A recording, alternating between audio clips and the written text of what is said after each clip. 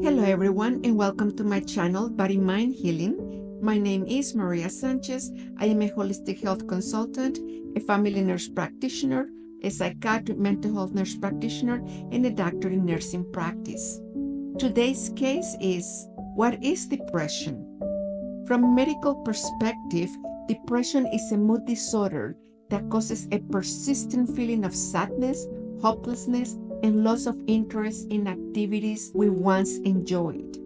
Depression is a complex condition that can impact our lifestyle on every level, the way we think, feel, and manage our daily activities. The most common symptoms of depression are sadness or empty mood most of the day, loss of interest in activities, changes in appetite and weight, either we go up or down, difficulty sleeping or sleeping too much, fatigue, lack of energy, feelings of guilt, worthlessness, or hopelessness, difficulty concentrating or making decisions, pessimistic, catastrophic, or death-related thoughts.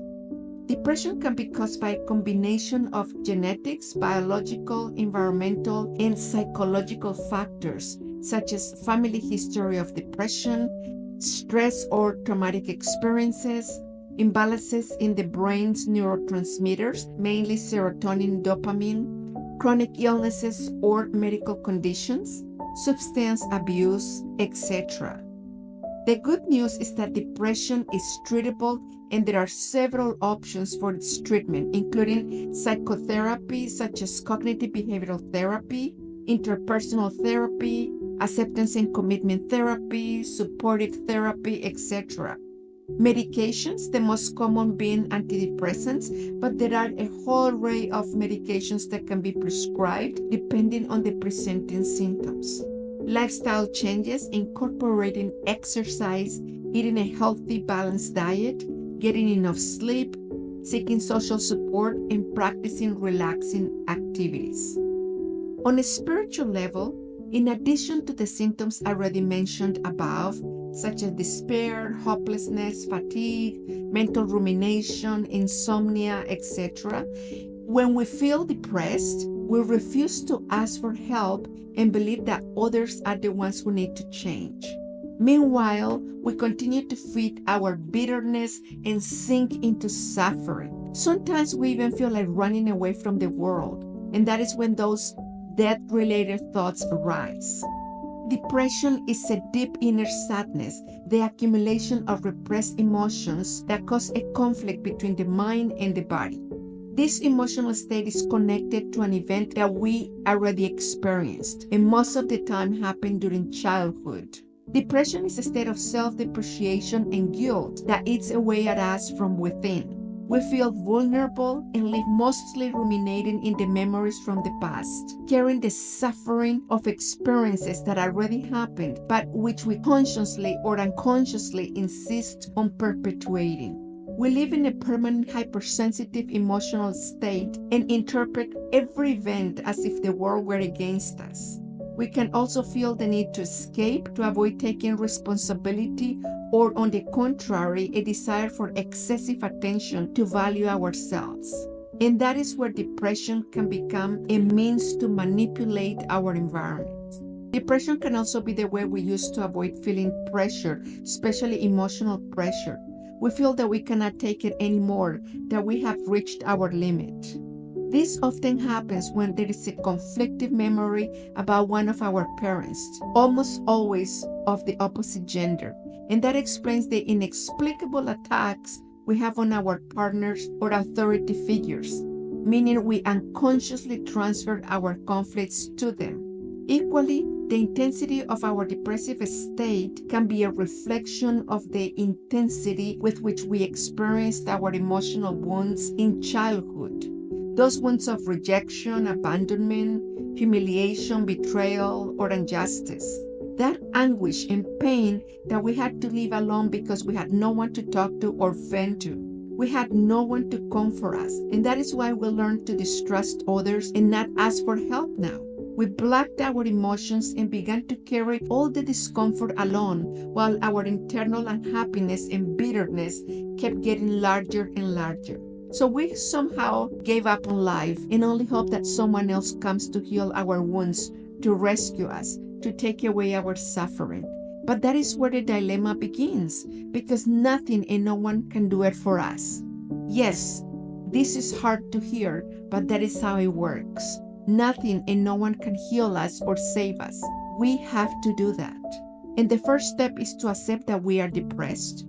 We need to be receptive to the fact that most of our suffering is the result of our inner child wounds, and that it's normal to have developed resentment when we were children. Our brain was immature. At that age, our brain could not understand or assimilate what we were going through. And that is why now, as adults, we do not understand some of our emotions or behaviors. Nevertheless, we are not children anymore.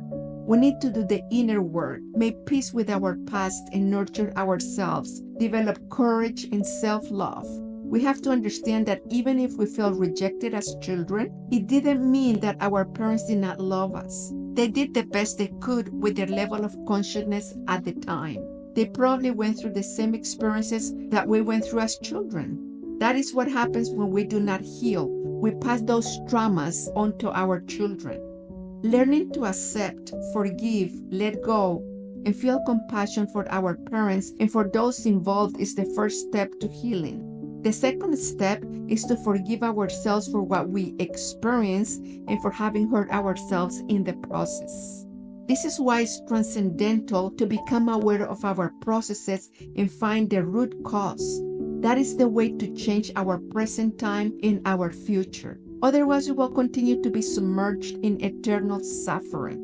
Medications only give us strength and chemical balance to process and implement the information, but they cannot do this for us. Now, it is important to keep in mind that running away from reality and our responsibilities is of no use.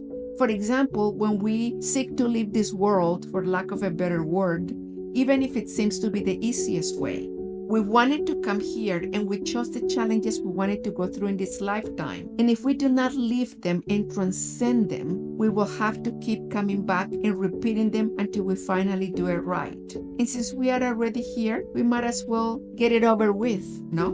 I'm afraid we have no choice but to fill ourselves with courage, take responsibility for our processes, go within, find the root cause of our depression and start working on it. Observing, accepting, learning, letting go, and transcending those traumas.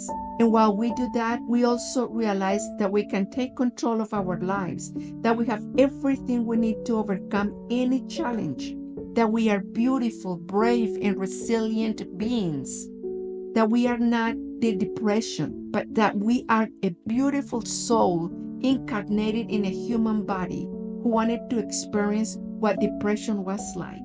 And while the spiritual approach offers tools to heal at a comprehensive level, under no circumstances should it replace medical treatment. The combination of both perspectives, working with health professionals and focusing on our spiritual part, can lead us to deeper and more complete healing.